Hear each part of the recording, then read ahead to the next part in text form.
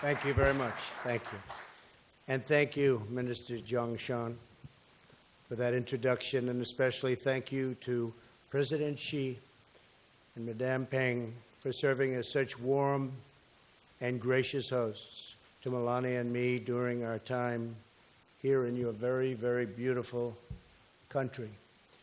To both the American delegation and to the Chinese business representatives here, your discussions greatly strengthen our partnership and provides a critical bridge between our business community and yours, and thank you for that. During my time in Beijing, President Xi and I have had several conversations about our common goals and interests. Beyond that, we talk often. There's a very good chemistry between the two of us, believe me. My administration is committed to improving our trade and business relationships with China. And this relationship is something which we are working very hard to make a fair and a reciprocal one. Trade between China and the United States has not been, over the last many, many years, a very fair one for us. As we all know, America has a huge annual trade deficit with China, a number beyond anything what anybody would understand. This number is shockingly hundreds of billions of dollars each year. Estimates are as high as $500 billion a year. We must immediately address the unfair trade practices that drive this deficit, along with barriers to market success. We really have to look at access, forced technology transfer, and the theft of intellectual property, which just by and of itself is costing the United States and its companies at least $300 billion a year. Both the United States and China will have a more prosperous future if we can achieve a level economic playing field. Right now, unfortunately, it is a very one-sided and unfair one. But I don't blame China.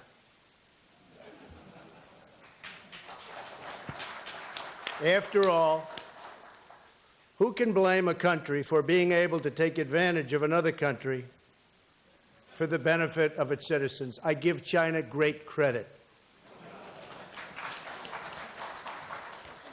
But in actuality, I do blame past administrations for allowing this out-of-control trade deficit to take place and to grow. We have to fix this because it just doesn't work for our great American companies, and it doesn't work for our great American workers. It is just not sustainable. I look forward to working toward that goal and to pursuing fair and lasting engagement. At home, my administration is supporting American workers and American businesses by eliminating burdensome regulations and lifting restrictions on American energy and all other businesses. Restrictions are being seriously lifted. Our work is already taking hold. The stock market in the United States is at an all-time high, adding already $5.5 trillion in new wealth since the very, very well-known and now very important November 8th election. Unemployment is at a 17-year low, and so many other great things are happening to the United States, economically and otherwise, frankly, too many to mention. Abroad, we're committed to a free and open Indo-Pacific-based respect for the rule of law, private enterprise, and trade reciprocity. In order to achieve prosperity, we must also have security. Security cooperation is critical to addressing a range of emerging threats throughout the Indo-Pacific region and around the world, and I have been very encouraged by my conversations, both over the last number of weeks and in particular last night and this morning with President Xi. We're very, very much on the same plane when it comes to security. We both want it for our countries, and we both want it for the world. Chief among these threats is the North Korean nuclear menace. As I stated in my address to the National Assembly in Seoul yesterday, the United States is committed to the complete and permanent denuclearization of North Korea. So important. China can fix this problem easily and quickly, and I am calling on China and your great president to hopefully work on it very hard. I know one thing about your president. If he works on it hard, it will happen. There's no doubt about it. They know. We call on all nations to implement UN Security Council sanctions and resolutions and to cease doing business with the North Korean regime. All nations must come together to ensure that this rogue regime cannot threaten the world with its nuclear weapons. I thank President Xi for his recent efforts to restrict trade with North Korea and to cut off all banking ties. Mr. President, thank you, and thank you to all of the Chinese business leaders here today for standing with the United States and our coalition of responsible nations. But time is quickly running out. We must act fast. And hopefully China will act faster and more effectively on this problem than anyone. I'm also calling on Russia to help rein in this potentially very tragic situation. The contributions of the business community represented here today are vital to our efforts to ensure peace and prosperity for our two nations. Together, we can unlock a future of opportunity, wealth, and dignity far beyond anybody's wildest dreams. In your discussions today, I hope you will learn from each other and identify new ways to advance our economic cooperation. I am depending on all of you to work together to find opportunities of mutual agreement and shared prosperity. The hardworking people of America and the hardworking people of China deserve the very best solutions to achieve prosperity, happiness, and peace. Thank you very much. Thank you. Thank you.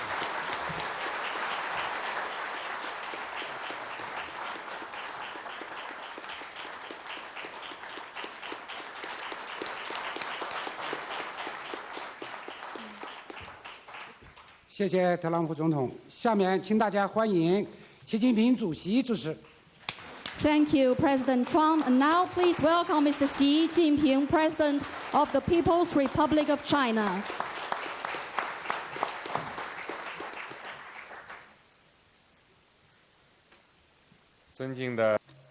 The Honorable President Trump, Chinese and American business representatives, ladies and gentlemen, dear friends. It is my real pleasure to have President Trump with us today for this China-US business exchange. Over the years, the business communities of our two countries have been committed to the friendship between our two nations. You are a strong driving force for economic cooperation and overall relations between our two countries. Your commitments and your contribution are highly appreciated. This year marks the 45th anniversary of the Shanghai Communique. Over the past 45 years, China-US economic relations and trade ties have achieved historic development, delivering great benefits to our two peoples. Last year, the General Motors, Ford, and Fiat Chrysler, the three U.S. automakers, manufactured and sold over 5 million vehicles in China. The number was bigger than their combined sales in other parts of the world. The Chinese investment in the United States is also rising rapidly and has created over 140,000 jobs directly for the local communities in the United States. During President Trump's visit this time, as we have witnessed right now, our companies will sign commercial contracts and two-way investment agreements worth over $250 billion. These are great examples of the vast potential and win-win nature of China-US economic cooperation.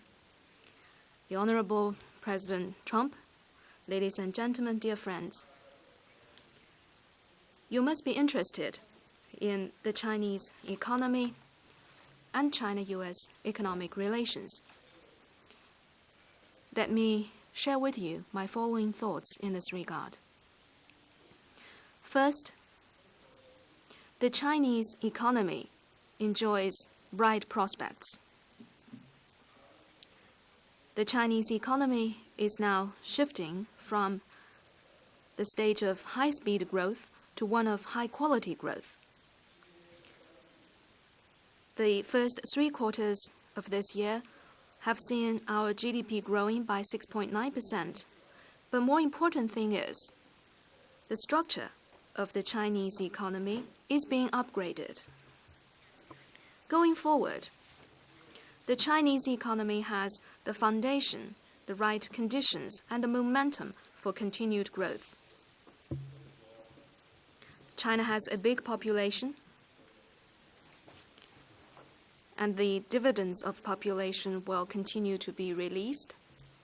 We have a prospering market, and we have rich sources of economic growth.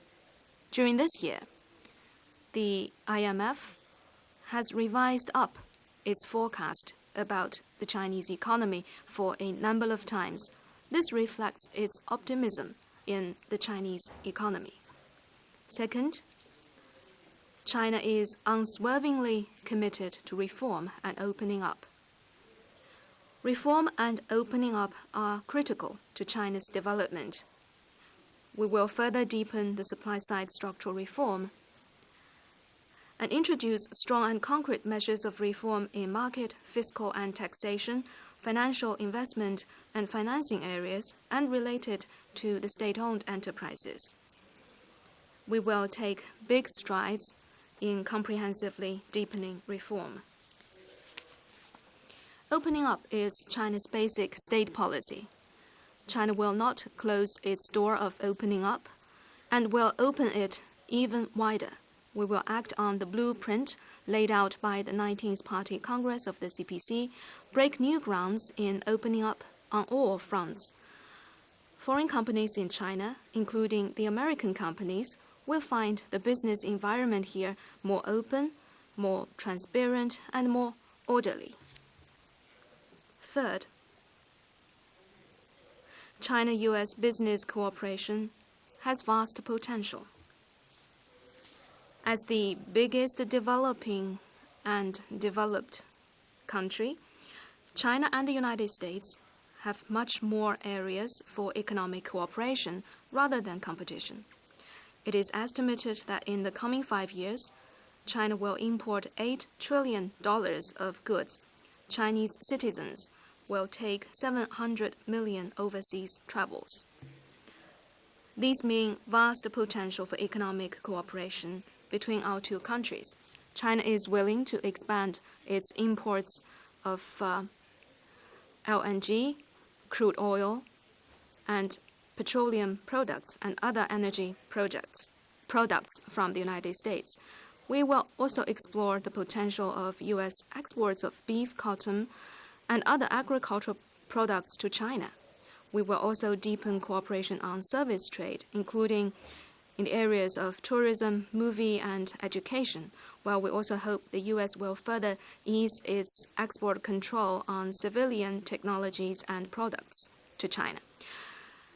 We will continue to encourage Chinese companies to invest in the United States and also welcome active participation of American companies and financial institutions in the Belt and Road projects.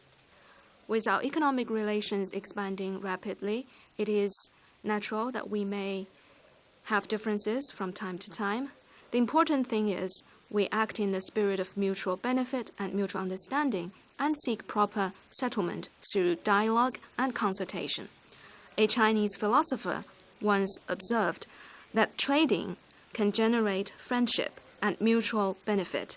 Looking ahead, I have full confidence that with joint efforts of you, the business representatives present here today, and the business communities of our two countries, China-US economic relations will achieve greater success on the basis of equality and mutual benefit, and our two peoples will gain increasing benefits along this process. Thank you.